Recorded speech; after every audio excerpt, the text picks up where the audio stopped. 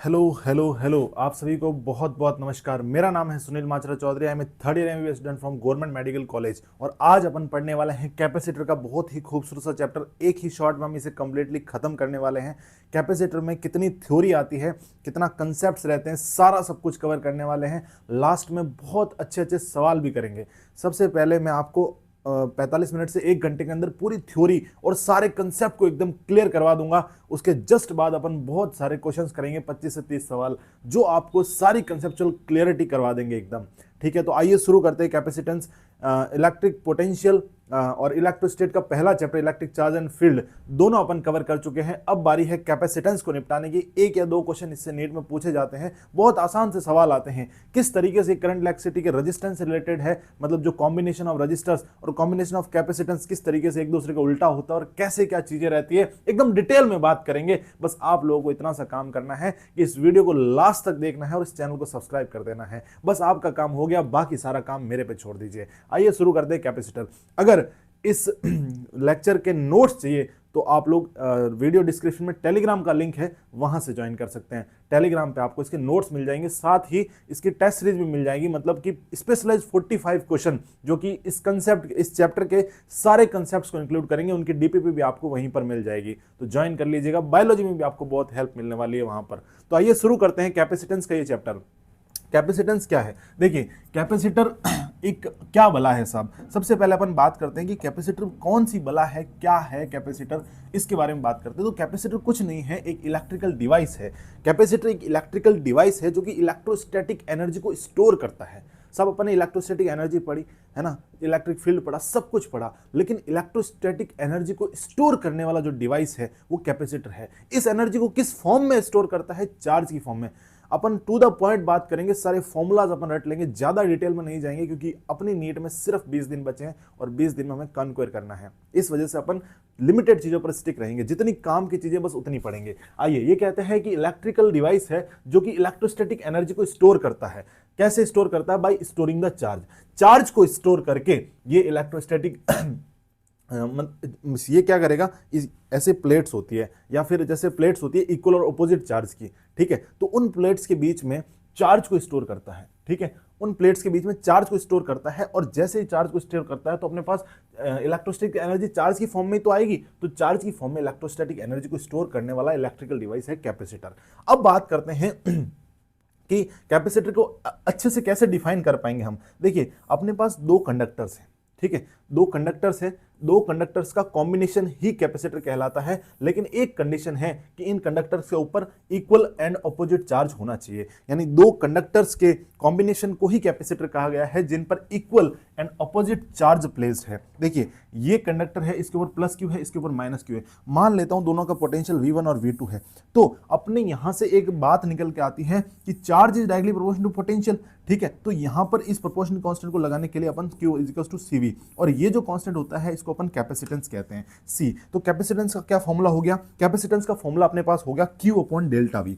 Q charge upon potential difference, delta V को मैं V1 - V2 लिख सकता हूं। बस आप लोग इसके ज्यादा डिटेल में नहीं जाएं, आपको सिर्फ इतना सा याद होना चाहिए, Q = CV। यहां से आप लोगों को क्या क्या चीजें याद रखनी है वो मैं आपको बता देता हूं। कैपेसिटर के अंदर जितनी अभी तक अपन ने पढ़ी कि साहब कैपेसिटर एक इलेक्ट्रिकल डिवाइस है जो इलेक्ट्रोस्टैटिक एनर्जी को स्टोर करता है चार्ज की फॉर्म में, ठीक है। और दूसरा इसकी डेफिनेशन हो गई कि ये दो कंडक्टर से मिलकर बना होता है जिनके ऊपर इक्वल एंड अपोजिट चार्ज होता है, ठीक है, और इसके बीच में ये चार्ज को स्टोर करता है और इसी के अकॉर्डिंग ये इलेक्ट्रोस्टैटिक एनर्जी को स्टोर करने वाला डिवाइस है, इलेक्ट्रोस्टैटिक एनर्जी को। अब साहब इस कैपेसिटर का कैपेसिटेंस कितना होता है, तो वो निकलता है Q = CV वाले फॉर्मूले से। तो कैपेसिटेंस अपने पास आ जाएगा Q/ΔV। डेल्टा V को मैं क्या लिख सकता हूँ? Q/V1 - V2, ठीक है। तो ये वाला फॉर्मूला अपने को याद रखना है, ठीक है। इतनी बातें हुई। अब बात करते हैं एक्चुअल कैपेसिटेंस के बारे में। साहब एक कैपेसिटर है ना, एक कैपेसिटर है, उसके कुछ कैपेसिटेंस होगा, मतलब उसकी कुछ समता होगी, उसे ही अपन कैपेसिटेंस कहते हैं। कैपेसिटर की जो चार्ज स्टोर करने की, जो इलेक्ट्रोस्टैटिक स्टोर करने की जो क्षमता है उसे अपन कैपेसिटेंस कहते हैं। तो कैपेसिटेंस क्या होता है? अपन ने कैपेसिटेंस का फॉर्मूला देख लिया Q/V, ठीक है। अब अपन देखते हैं कि मान लीजिए ये मैंने एक कैपेसिटर लिया, इसको एरिया A और D लेंथ रखी। एरिया क्या है? Area of the plates. ये जो प्लेट्स है इनका इफेक्टिव एरिया है। एरिया क्या है? Effective area between the plates. Effective area से क्या समझते हैं मैं आप लोगों को बताता हूँ। इफेक्टिव एरिया से अपन समझते हैं, देखिए जैसे अब ये एरिया ए है और ये एरिया ए है, तो ये कैपेसिटर बन रहा है, तो कैपेसिटर का फाइनल एरिया हो जाएगा ए। अब मान लीजिए इस वाली प्लेट को तो मैंने पूरा लिया और इस वाली प्लेट को मैंने आधा ही लिया। कितना लिया? आधा ही लिया, देखो आधा ही लिया, तो ये हो गया a/2 और ये हो गया a। अब मुझे बताओ इसका इफेक्टिव एरिया कितना होगा जिसके अंदर कैपेसिटेंस मतलब जिसके अंदर चार्ज स्टोर्ड है a/2, तो ये हो जाएगा यहाँ पर पुट करने वाला एरिया a/2। समझ गए बात को? तो यहाँ पर जो एरिया होगा वो इफेक्टिव एरिया होगा और d is the distance between the plates, d is the distance between the plates. अब आप लोग देखें तो कैपेसिटेंस का अपन ने जो फॉर्मूला देखा, कैपेसिटेंस का अपन ने जो फॉर्मूला देखा Q/V देखा, ठीक है। अब यहाँ से आप लोग देखो कि इसकी जो यूनिट होगी वो क्या होगी, यूनिट होगी वैसे तो देखो तो कूलम्ब पर वोल्ट हो जाएगा, लेकिन इसको अपन लिखते हैं फेराड। हमेशा और हमेशा कैपेसिटेंस को फेराड यूनिट में मापा जाता है। कैपेसिटेंस एक स्केलर क्वांटिटी है और उसका जो डायमेंशन होता है वो ये होता है। आप याद करें तो अच्छी बात, नहीं तो चार्ज और पोटेंशियल से निकाल भी सकते हैं। आइए आगे बात करते हैं कैपेसिटेंस किस पर डिपेंड करता है और कैपेसिटेंस किस पर डिपेंड नहीं करता है। साहब Q = CV होता है, तो वहां से मैंने देखा C = Q/V हो गया। क्या कैपेसिटेंस, सीधी सी बात है, कैपेसिटेंस चार्ज और पोटेंशियल पर डिपेंड करता होगा? नहीं, ये बिल्कुल गलत है। कैपेसिटेंस कभी भी, capacitance does not depend on या फिर independent of charge and potential difference. जो इसके फॉर्मूला में आते हैं दोनों, भाई एक बाल्टी है, कैपेसिटेंस क्या है? किसी भी चीज की कैपेसिटी है। क्या है? किसी भी चीज की कैपेसिटी है। मुझे बताओ ये चार्ज स्टोर करने की कैपेसिटी को ही तो कैपेसिटेंस कहा है। अब मुझे बताओ ये एक बाल्टी है, क्या है? ये एक बाल्टी है, ये एक बाल्टी है, देखो ये एक बाल्टी है। अब मुझे बताओ यार ये बाल्टी में पानी कितना स्टोर होगा? ये डिपेंड करेगा कि इस बाल्टी की शेप और साइज क्या है, ना कि इस पर कि पानी कितना अंदर भरा हुआ है। इस पर कभी डिपेंड नहीं करेगा। तो यानी कि क्यू पर ये कभी डिपेंड नहीं करेगा इसकी कैपेसिटेंस। ये किस पर डिपेंड करेगा कि इसकी कैपेसिटी कितनी है, इसकी डायमेंशंस कितनी है। तो डायमेंशंस यानी ये एरिया और डिस्टेंस बिटवीन देम पर डिपेंड करेगा, एरिया और डिस्टेंस बिटवीन देम पर डिपेंड करेगा। समझ गए? अब देखो capacitance depend on the distance between the plates and area of the plates, और इन प्लेट्स के बीच में अगर मैं कोई मीडियम भर दूं तो उस पर भी कैपेसिटेंस डिपेंड करेगा। किस तरीके से डिपेंड करेगा वो अपन आगे बात करेंगे।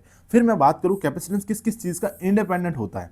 इंडिपेंडेंट चार्ज और पोटेंशियल। मैंने बोला आप लोगों को सोचना ही नहीं है, क्यों C = Q/V होता है, तो आप सीधा इससे याद कर लें कि capacitance is independent of Q and V।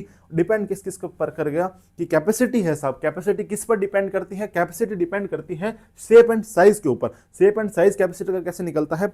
जो डिस्टेंस बिटवीन द प्लेट्स है और जो एरिया ऑफ द प्लेट्स है, ठीक है। और तीसरी चीज मीडियम अगर अपन कोई भी प्लेट्स के बीच में डाल देंगे तो उससे भी इफेक्ट पड़ेगा। नेक्स्ट अपन बात करते हैं कि कैपेसिटर के अंदर एनर्जी को कैसे स्टोर करते हैं। देखिए अपन ने कोई कैपेसिटर को बैटरी से कनेक्ट किया, ये कैपेसिटर है, इसको मैंने इस बैटरी से कनेक्ट किया, तो इस कैपेसिटेंस को चार्ज करने के लिए इस बैटरी के थ्रू कितना वर्क डन करना पड़ेगा? Q/V, ठीक है, Q/V वर्क डन करना पड़ेगा। सॉरी Q/V, तो वर्क डन कितना हो गया? Q/V, ठीक है। अब मुझे बताओ कि इस वर्क डन में अब मैं Q की वैल्यू क्या लिख दूं? CV, तो यहाँ से CV² बन जाएगा, यानी इतना वर्क डन मुझे इस बैटरी को चार्ज करने के लिए करना पड़ेगा। तो मैं बैटरी तो साहब पूरा का पूरा वर्क करेगी, बैटरी ने तो अपना 100% दिया, लेकिन क्या रिजल्ट में हमें 100% मिलेगा? नहीं, हमेशा जितना वर्क बैटरी करती है उसका 50% ही जाकर के कैपेसिटर के अंदर एनर्जी के फॉर्म में स्टोर होता है। यानी 50% एनर्जी की फॉर्म में स्टोर होता है कैपेसिटर के अंदर। यानी यहां पर कितना वर्क डन किया था? QV किया था, तो QV/2 जाकर के बैटरी के अंदर स्टोर होगा। यानी एनर्जी स्टोर्ड इन कैपेसिटर कितनी हो गई? Half QV। अब Q की वैल्यू मैं CV लिख दूं तो हाफ CV² बन जाएगा, और अगर मैं V की वैल्यू Q/C लिख दूं तो यहां पर मुझे Q²/2C मिल जाएगा। समझ गए इतनी सी बात को? अब आगे बात करते हैं कि जो 50% एनर्जी होती है वो कहां जाती है? वो हीट की फॉर्म में लॉस हो जाती है, डिसिपेटेड हो जाती है, ठीक है। तो यानी कि अगर बैटरी ने W वर्क डन किया है, बैटरी ने कितना वर्क डन किया है? W वर्क डन किया है, तो उसका आधा तो एनर्जी की फॉर्म में स्टोर होता है और आधा जाकर के हीट लॉस हो जाता है, या फिर पावर डिसिपेट हो जाती है, एनर्जी डिसिपेट हो जाती है। तो कितना लॉस होता है? Half QE। आपसे क्वेश्चन में लॉस भी पूछ सकते हैं और स्टोर्ड एनर्जी भी पूछ सकते हैं। तो स्टोर्ड एनर्जी के आपको तीनों फॉर्मूले एकदम कंटेस्टली याद होने चाहिए। हाफ QE, या फिर इसको QE/2 याद करूंगा तो आसानी से याद होगा, ठीक है। और CV², हाफ CV² याद कर लीजिए, और एक याद कर लीजिए QV²/2C। ये तीनों फॉर्मूले आपके मुंह पे होने चाहिए। कौन कौन से साहब? हाफ CV², देखो Q V by two half C V square, और एक फॉर्मूला था क्यू स्क्वायर, देखो इसमें दो हो गए, इसके बाद तीसरा फॉर्मूला अपने पास आ गया ये वाला क्यू स्क्वायर बाई टू सी। ठीक है, तो इन तीनों फॉर्मूला को आप अच्छे से याद कर लीजिए। उसके बाद ये सेम चीजें भाई 50% एनर्जी के फॉर्म में स्टोर हो गया वर्क, और 50% एनर्जी लॉस हो गई, तो लॉस कितनी हुई उसका भी फॉर्मूला आपके पास सेम आएगा। तो आपसे लॉस पूछे या स्टोर्ड एनर्जी पूछे, दोनों आपको निकालनी आनी चाहिए। और अगर आपसे पूछ ले कि बैटरी ने कितना वर्क किया, तो अगर एनर्जी देके वर्क डन पूछ लिया कि भाई एनर्जी स्टोर्ड इन कैपेसिटर है 4 जूल, तो मुझे वर्क डन बाई बैटरी बताओ, तो आप उसका डबल कर दीजिए यानी 8 जूल। समझ गए? तो ये कंसेप्ट आपको याद रखना है। नेक्स्ट अपन बात करते हैं स्फेरिकल कैपेसिटर के बारे में। तो कैपेसिटर आपने बहुत सारे तरीके के देखे होंगे, सिलेंड्रिकल भी हो सकता है, स्फेरिकल भी हो सकता है, पैरेलल प्लेट भी हो सकता है, लेकिन जनरली अपन बात करते हैं पैरेलल प्लेट के बारे में। यहाँ अपन थोड़ी सी इसके स्फेरिकल कैपेसिटर के बारे में बात करूं तो इसका जो कैपेसिटेंस होता है वो होता है 4 पाई एप्सिलॉन नॉट आर। इसकी वैल्यू आपको एकदम याद होनी चाहिए साहब, कैपेसिटेंस की वैल्यू इसकी याद होनी चाहिए। ये एक स्फेरिकल कैपेसिटर है। कैसा कैपेसिटर है? ये एक स्फेरिकल कैपेसिटर है जिसकी कैपेसिटेंस हमें याद होनी चाहिए 4 pi epsilon not R. Sir ये कैसा है, ये एक बार एक्सप्लेन कर देंगे? बिल्कुल कर देंगे बेटा। यहां पर आप देखो C इजिकल्स टू होता है Q बाई V, ये तो अपन ने फॉर्मूला भी पढ़ा पीछे पीछे। अब मुझे बताओ Q को तो मैंने सेम रख दिया और V को मैं रख दूं KQ बाई R। मुझे बताओ स्फेयर, होलो स्फेयर में जो पोटेंशियल कितना होता है सरफेस के ऊपर, KQ बाई R होता है। उसी पोटेंशियल को मैंने यहां पर रख दिया, तो मुझे बताओ Q से Q तो गया और ये बन जाएगा R बाई K, और K इजिकल्स टू क्या होता है 1/4 पाई एप्सिलॉन नॉट होता है। तो यहां पर अगर इसकी वैल्यू ये रखोगे तो आपके पास फॉर्मूला आ जाएगा 4 पाई एप्सिलॉन नॉट R। तो यही मैंने डायरेक्ट रखने के लिए आपको बोला है। तो साहब कैपेसिटेंस ऑफ स्फेरिकल कैपेसिटर कितना हो गया? 4 पाई एप्सिलॉन नॉट R। ठीक है, वैसे अभी तक मैंने जो फॉर्मूले देखे, क्या आप एक बार वापस देखना चाहोगे? क्या आप एक बार वापस देखना चाहोगे? पीछे चला गया। देखो अभी तक हमने सबसे पहले बात की थी कैपेसिटेंस के बारे में कि साहब कैपेसिटेंस क्या होता है, कैपेसिटर क्या होता है? कैपेसिटर होता है एक इलेक्ट्रिकल डिवाइस होता है जो कि इलेक्ट्रोस्टैटिक एनर्जी को स्टोर करता है चार्ज की फॉर्म में। तो मेरे पास जो कैपेसिटर का कैपेसिटेंस आता है वो होता है Q बाई V। ठीक है, यानी यहाँ से अपन ऐसे याद रखो Q बराबर CV, उससे आपको आसानी से याद रहेगा। तो वहाँ से C आ गया Q बाई V। अब मुझे बताओ ये कैपेसिटेंस किस पर डिपेंड करेगा और किस पर डिपेंड नहीं करेगा? कैपेसिटर का वैसे पैरेलल प्लेट का फॉर्मूला होता है epsilon not A by D, है ना। ये वाला फॉर्मूला मैं अभी आपको पढ़ाऊंगा, उससे पहले आप लोग ये ध्यान रख लें कि A और D पर भी डिपेंड करता है और एप्सिलॉन नॉट की वजह से मीडियम पर भी डिपेंड करता है। तो कैपेसिटेंस किस पर डिपेंड नहीं करता है? ना तो चार्ज पर डिपेंड करता है, ना पोटेंशियल डिफरेंस पर डिपेंड करता है। ये डिपेंड करता है कि area of effective area of plates कितना है, डिस्टेंस बिटवीन द प्लेट्स कितना है, और मीडियम क्या डाला है ना कैपेसिटर के बीच में। तो इन 3 चीज़ों पर डिपेंड करता है। उसके बाद मैंने आपको बात की थी कि बैटरी ने वर्क किया W, ठीक है, कैपेसिटर को चार्ज करने के लिए, तो 50% तो चला जाता है एनर्जी स्टोर्ड के अंदर और 50% एनर्जी डिसिपेट हो जाती है। ठीक है, अब मुझे बताओ 50% कितना हो गया? हाफ CV स्क्वायर, या फिर आप लिख दो QV बाई 2, या फिर इसे लिख दो Q स्क्वायर बाई 2C। ठीक है, यहां से लिखो हाफ CV स्क्वायर डिसिपेट हो गया, Q square by 2C dissipate हो गया, QV बाई 2 हो गया। ये आप लोग याद रखें। ठीक है, इतने फॉर्मूले अभी तक अपन ने पढ़े। और एक फॉर्मूला अपन ने और पढ़ा था कि सिलेंड्रिकल कैपेसिटर का कितना होता है capacitance 4 pi epsilon not R। ये कैसे आता है आपको पता है, लेकिन इसको याद रखना है। ठीक है, अब ये बात करते हैं कि दो कंसेंट्रिक स्फेयर, मैंने सॉरी वो स्फेरिकल कैपेसिटर का है, सिलेंड्रिकल का नहीं है। 4 मैंने बोलने में मिस्टेक हुई, 4 पाई एप्सिलॉन नॉट R किसका है? स्फेरिकल कैपेसिटर का। यहाँ पर दो कंसेंट्रिक स्फेयर्स मैंने रखे, ठीक है, और एक बाहर इसको क्या कर दिया? अर्थिंग कर दी। तो मुझे बताओ इसका इफेक्टिव कैपेसिटेंस कितना होगा? तो उसका फॉर्मूला अपने पास आता है, इन दोनों की रेडियस देखो, इसका तुम इसकी फिर इसको ऐसे याद रखो, देखो इसको डायरेक्ट मत रटो, देखो इसको याद रखो इफेक्टिव रेडियस, इफेक्टिव रेडियस याद रखो। तो इसकी इफेक्टिव रेडियस कितनी हो जाएगी? AB upon A minus B। ये याद रखो, एक की रेडियस छोटे वाले की A है, बड़े वाले की B है, तो इसकी इफेक्टिव रेडियस याद रखो R equals to AB upon A minus B। अब इस इफेक्टिव रेडियस से आप स्फेरिकल कैपेसिटर का फॉर्मूला क्या होता है? 4 पाई एप्सिलॉन नॉट R। तो इस R की जगह इफेक्टिव रेडियस रख दो, तो यानी 4 pi epsilon not AB upon A minus B। ये आपके पास आंसर आ गया। ठीक है, तो इसको आप डायरेक्ट रट सकते हो या फिर आप इफेक्टिव रेडियस को रट लें, ताकि ये सब आपको रटने की जरूरत नहीं पड़े। तो अपना जो स्फेरिकल कैपेसिटर हो गया उसके दो केसेस हमने देख लिए। अब एक केस और देखते हैं, आइए।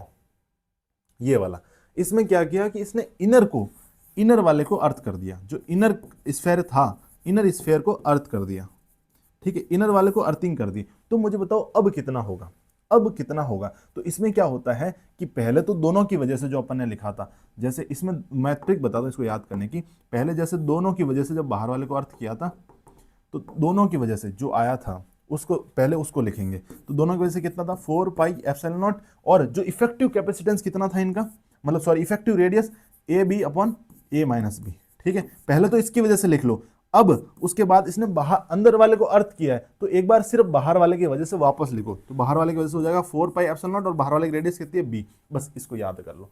तो ये वाला अगर आपको अंदर वाला अर्थ कर दे, वैसे इस क्वेश्चन आते नहीं है लेकिन नीट 2025 में काफी हार्ड पेपर था, तो ये दोनों क्वेश्चन भी आप लोग ध्यान में रखें कि अगर बाहर वाले की अर्थिंग कर दे तो मुझे किस तरीके से लिखना है और अंदर वाले की अर्थिंग कर दे तो मुझे किस तरीके से लिखना है। एक बार मैं आप लोगों को वापस समझाता हूं। देखो स्फेरिकल कैपेसिटर अपन ने पढ़ा, क्या पढ़ा, स्फेरिकल कैपेसिटर। स्फेरिकल कैपेसिटर का कैपेसिटेंस कितना होता है, देखो स्फेरिकल कैपेसिटर है, ठीक है, इसका कैपेसिटेंस कितना होता है 4 पाई एप्सिलॉन नॉट आर।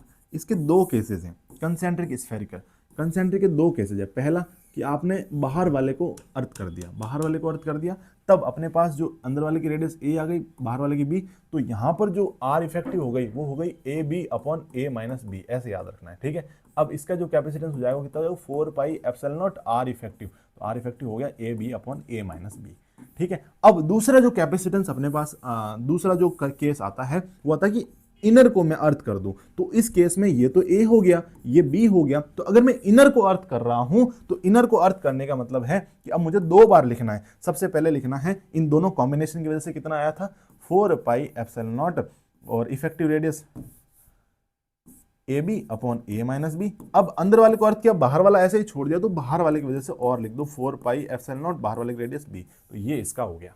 तो इस तरीके से आप याद कर सकते हैं। इसका डेरिवेशन भी आता है, अपन फुल कोर्स अगर पढ़ते तो इनका डेरिवेशन भी पढ़ते, बट अभी इतना ही अपने काम का है। फिर एक सिलेंड्रिकल कैपेसिटर, वैसे बिल्कुल भी क्वेश्चन नहीं पूछे जाते हैं लेकिन आप इसका जो याद रख सकते हैं। अपने वहां 4 पाई एप्सिलॉन नॉट आर देखा था, यहां पर आपको याद रखना है 2 पाई एप्सिलॉन नॉट इंटू लेंथ होता है। क्या भाई साहब, जो सिलेंड्रिकल कैपेसिटर होगा, एक सिलेंड्रिकल कोई भी ऑब्जेक्ट होता है तो उसमें सबसे ज्यादा जो इंपॉर्टेंस रखता है वो लेंथ ही रखती है रेडियस के बजाय, और स्फीयर में रेडियस इंपॉर्टेंस रखती है। तो ऐसे करना है। और एक चीज आपको ये याद रखनी है कि ये जैसे सिलेंड्रिकल कैपेसिटर है, ठीक है, तो कैपेसिटर ऐसा तो नहीं होगा, कैपेसिटर में मैंने क्या बोला था 2 प्लेट्स होनी चाहिए, तो एक कैपेसिटर इसके अंदर और रहता है इस तरीके से। तो ए हो गई अंदर वाले की रेडियस और बी हो गई बाहर वाले की रेडियस। तो यानी कि अब दोनों को ऐसे लिख दो कि ln जो बाहर वाले की रेडियस है अपॉन ए।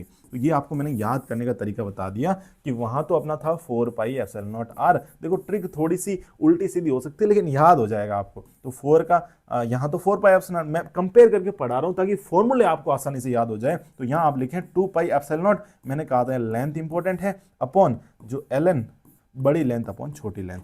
इस तरीके से 4-5 बार आप फॉर्मूले लिखेंगे तो आपको याद हो जाएंगे, ठीक है। अब एक सवाल आता है कॉम्बिनेशन ऑफ ड्रॉप्स। वैसे तो इसको इलेक्ट्रोस्टैट में पढ़ते हैं लेकिन मैंने थोड़ा सा कैपेसिटर में लिया इसको कि अगर मैं n ड्रॉप्स को कंबाइन करके एक कोलेस करके एक बड़ी ड्रॉप बनाऊंगा, लार्ज ड्रॉप, ठीक है, मैंने n स्मॉल ड्रॉप्स को कोलेस करके क्या किया, मैंने बड़ी लार्ज ड्रॉप बना दी। तो मुझे बताओ इसमें क्या क्या चेंजेस आएंगे। यहां पर इसकी जो रेडियस थी वो r थी, यहां कैपेसिटेंस c था और यहां पर वोल्टेज v ही था और रेडियस r थी, ठीक है, और चार्ज q था, नहीं छोटा q, चार्ज क्या था, छोटा q था, ठीक है। अब मुझे बताओ, नहीं ये छोटे छोटे है ना, तो छोटे छोटे लो, इसका चार्ज q है, रेडियस छोटे r है और जो कैपेसिटेंस हो गया c हो गया इन सब का, और जो वोल्टेज हो गया v हो गया, ठीक है। अब मैंने बड़ी वाली रेडियस ली तो उनमें ये क्वांटिटीज आती, तो इनमें क्या क्या चेंजेस आएंगे। वैसे तो इनका रिजल्ट आप डिराइव करो बहुत लंबा, लेकिन ये चीजें आपको बेसिक याद रखनी है।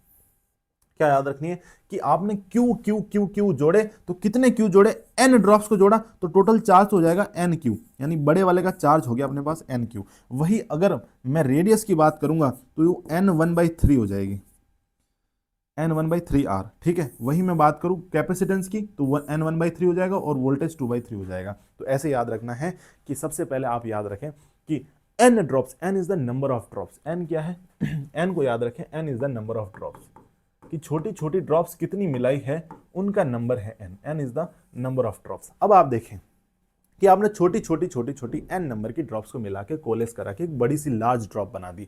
अब मुझे बताओ यहां से कि इस लार्ज ड्रॉप की जो चार्ज होगा वो कितना होगा, एन इंटू क्यू हो जाएगा भाई। एक पे छोटा क्यू था, ठीक है, और बड़ी करके बड़ा क्यू बनाया, तो बड़ा Q equals to N into छोटा क्यू, जितना चार्ज था इंटू मल्टीप्लाई बाई एन कर दो जितनी ड्रॉप्स थी, सिंपल सा है। अब रेडियस की बात आती है तो एन की पावर 1/3 कर दो, चार्ज की बात आती है तो कुछ नहीं करना है, वोल्टेज की बात आती है तो 2/3 कर दो, और आपके पास कैपेसिटेंस की बात आती है तो 1/3 कर दो। तो रेडियस में कितना करना है, एन 1/3 टाइम्स कर देना है, कैपेसिटेंस में कितना करना है, एन 1/3 कर देना है। आप सिर्फ उसका याद रखो वोल्टेज का, बाकी सब में 1/3 कर देना, वोल्टेज में एन 2/3 कर दो, और चार्ज का तो आपको पता ही है एन टाइम्स हो जाता है, ठीक है, ये याद रखना है। तो यहां तक आप लोगों को बातें समझ में आई होगी। अब अभी तक अपन ने जो पढ़ा एक बार वापस रिवाइज कर लेते हैं। सबसे पहले मैंने सिलेंड्रिकल कैपेसिटर पढ़ा, स्फेरिकल कैपेसिटर पढ़ाया आपको, फिर स्फेरिकल कैपेसिटर 4πε0r, ठीक है, और मैंने आपको फिर वो पढ़ाया था कि बाहर वाले को अर्थ कर दिया जाए तो 4πε0 जो इफेक्टिव रेडियस होती है A B upon A minus B, ठीक है। अब वही मैं बात करूं कि अगर बाहर वाले को मैं अर्थिंग कर, अंदर वाले को अर्थिंग कर दूं तब क्या होगा, मैंने कर दिया अंदर वाले को अर्थिंग। अंदर वाले को जैसे ही मैंने अर्थिंग किया तो यहाँ पर मेरे पास जो मिलेगा वो मिलेगा, पहले तो जो लिखा था वही लिख दो, एप्सिलॉन ए माइनस बी, और बाहर वाला अलग से बचा है ना तो उसको अलग से लिखो, 4πε0 बाहर वाले की रेडियस बी, ठीक है। अब फिर सिलेंड्रिकल कैपेसिटर अपन ने पढ़ा था, तो सिलेंड्रिकल कैपेसिटर में क्या था कि अपना जो फॉर्मूला था वो यहाँ तो 4 था, वहाँ 2πε0 एल और अपॉन ln अपॉन बड़ी रेडियस अपॉन छोटी रेडियस, ठीक है। तो ये स्फेरिकल कैपेसिटर का आ गया। यहाँ तक आपको बातें समझ में आई क्या? और एक अपन ने लास्ट में ये पढ़ा था, क्या वाला, कॉम्बिनेशन ऑफ ड्रॉप, छोटी छोटी छोटी छोटी एन ड्रॉप्स को मिलाकर बड़ी ड्रॉप बना दी, ठीक है। तो बड़ी ड्रॉप का जो चार्ज होगा वो तो छोटी ड्रॉप्स इंटू छोटी ड्रॉप का चार्ज हो जाएगा। बाकी जैसे कैपेसिटेंस में n 1/3 का मल्टीप्लाई कर दो, और पोटेंशियल में n 2/3 का मल्टीप्लाई कर दो, और रेडियस के अंदर n 1/3 का मल्टीप्लाई कर दो, ठीक है। तो इस तरीके से आपको चीज़ें मिल जाएगी। अब अपन बात करते हैं पैरेलल प्लेट कैपेसिटर के बारे में। किसके बारे में बात करेंगे राजाओं? अब अपन बात करेंगे पैरेलल प्लेट कैपेसिटर के बारे में। पैरेलल प्लेट कैपेसिटर क्या कहता है? पैरेलल प्लेट के अंदर दो प्लेट्स लेते हैं, देखिए ऐसे इस तरीके से दो प्लेट लेते हैं जो कि एक दूसरे के पैरेलल होती है। पैरेलल प्लेट में यही करते हैं, दो प्लेट्स ले ली मैंने जो कि एक दूसरे के पैरेलल है, और उनके ऊपर मैंने क्या बोला था, इक्वल एंड ऑपोजिट चार्ज। लेकिन आप लोगों ने एक बात नोटिस की क्या, मैं कोई भी कैपेसिटर बना रहा हूं उसके ऊपर नेट चार्ज 0 है। तो कैपेसिटर के ऊपर नेट चार्ज कितना होता है? नेट चार्ज ऑन कैपेसिटर हमेशा 0 रहेगा। नेट चार्ज ऑन कैपेसिटर 0 रहता है। देखिए यहां पर भी मैंने प्लस क्यू माइनस क्यू बनाया, तो नेट चार्ज इस कैपेसिटर के ऊपर कितना रह गया? 0 रह गया, ठीक है। अब यहां पर ये मैंने प्लस प्लेट ली, ये प्लस चार्ज है तो ये प्लस प्लेट हो गई, और ये माइनस चार्ज है तो माइनस प्लेट हो गई, ठीक है। अब ये प्लस से माइनस एक इलेक्ट्रिक फील्ड स्टैब्लिश होगा, प्लस से माइनस। अब मुझे बताओ इस चार्ज की वजह से फील्ड अवे, इस चार्ज की वजह से फील्ड टुवर्ड्स, तो यानी कि एक इलेक्ट्रिक फील्ड E1 आया, एक इलेक्ट्रिक फील्ड E2 आया, तो दोनों इस डायरेक्शन में, तो दोनों जुड़ जाएंगे। तो नेट इलेक्ट्रिक फील्ड जो पैरेलल प्लेट कैपेसिटर के अंदर होगा वो होगा E1 प्लस E2।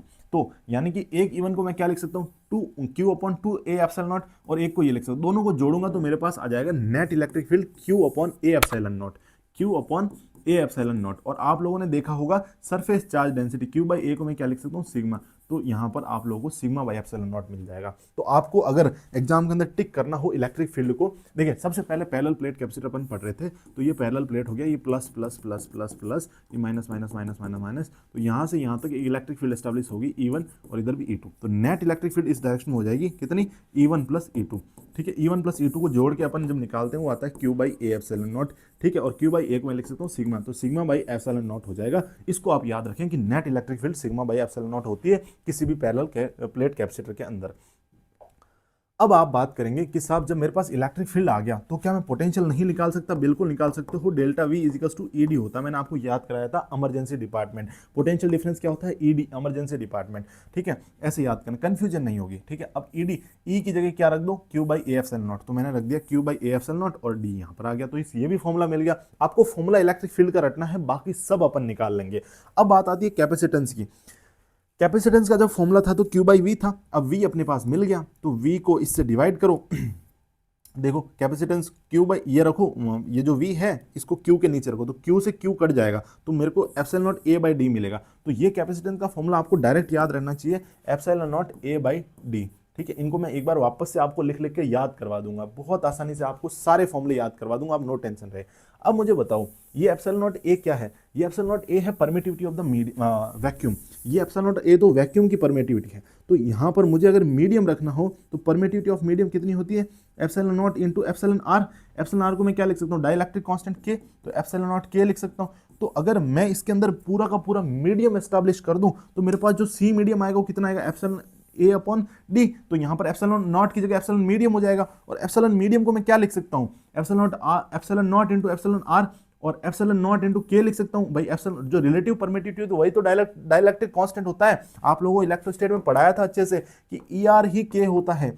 ठीक है, तो ये क्या है? ये रिलेटिव परमिटिविटी है जो कि डाइलेक्ट्रिक कांस्टेंट होता है। तो यहाँ से अब मुझे बताओ, यहाँ से एप्सिलॉन नॉट के पुट कर दूं यहाँ पर, एप्सिलॉन नॉट के, तो epsilon naught A by D तो सी हो गया। सी क्या है? Capacitance in vacuum. और यानी कि तुम्हें जो टोटल जो कैपेसिटेंस मिलेगा वो के सी मिलेगा।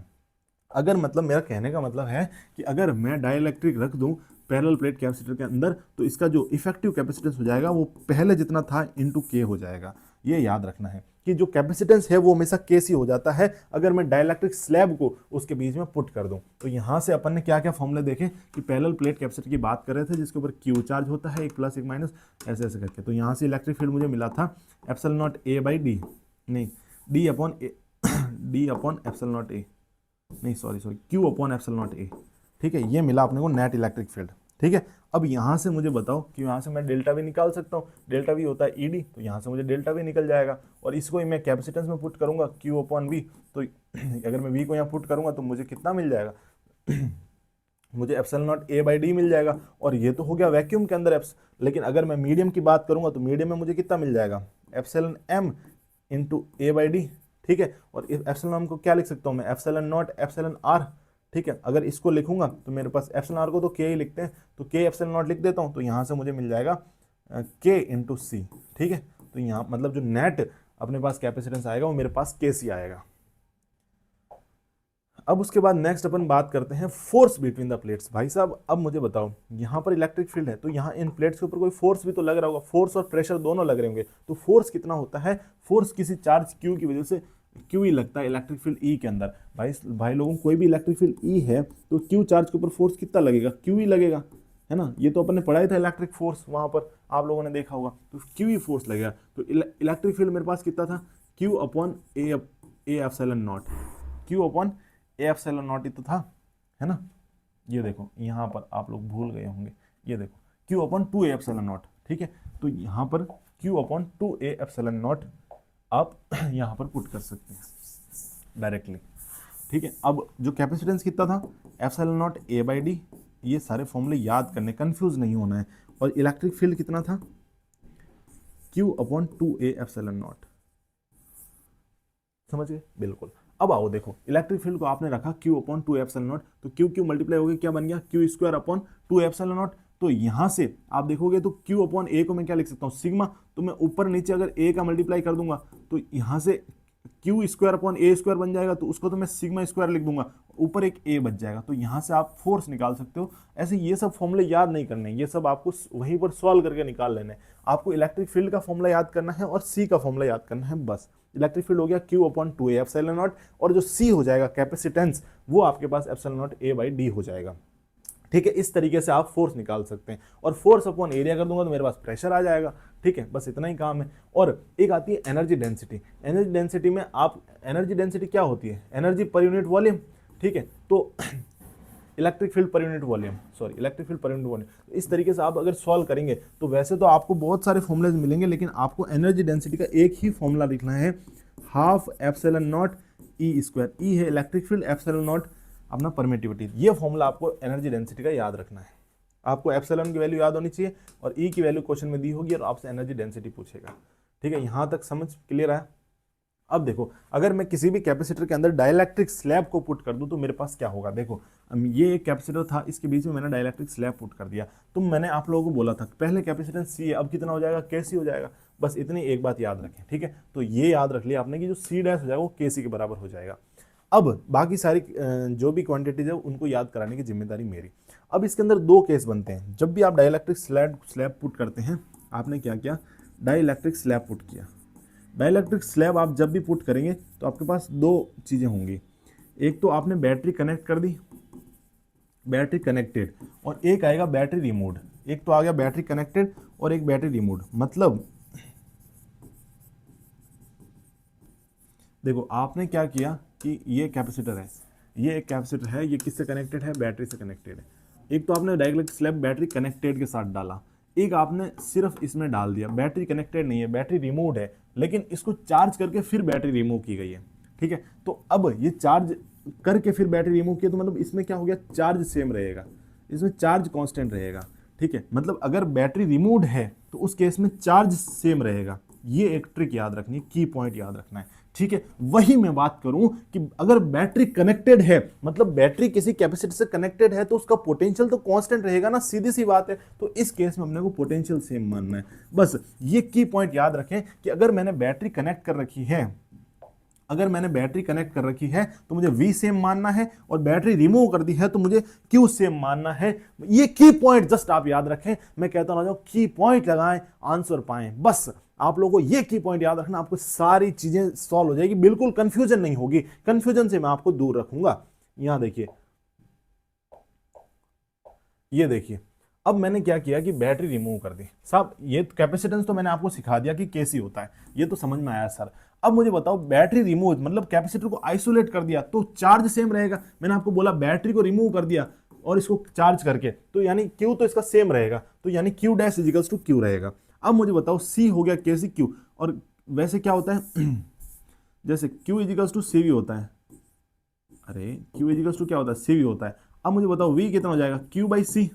ठीक है, तो जो सी में हुआ होगा उसका उल्टा वी में होगा, तो सी में मल्टीप्लाई बाई के हुआ, भाई क्यू तो सेम है ना, तो सी में क्या हुआ था, के सी हुआ था। तो यहां पर अगर मैं के सी पुट करूंगा तो वी डैश की वैल्यू कितनी आएगी, वी बाई के आएगी। ठीक है, तो वी डैश आ गया वी बाई के। आप देखो ना इनवर्सली प्रोपोर्शनल है सी और वी, अगर मैं सी को के टाइम्स करूंगा तो वी के टाइम्स कम हो जाएगा, दैट्स इट।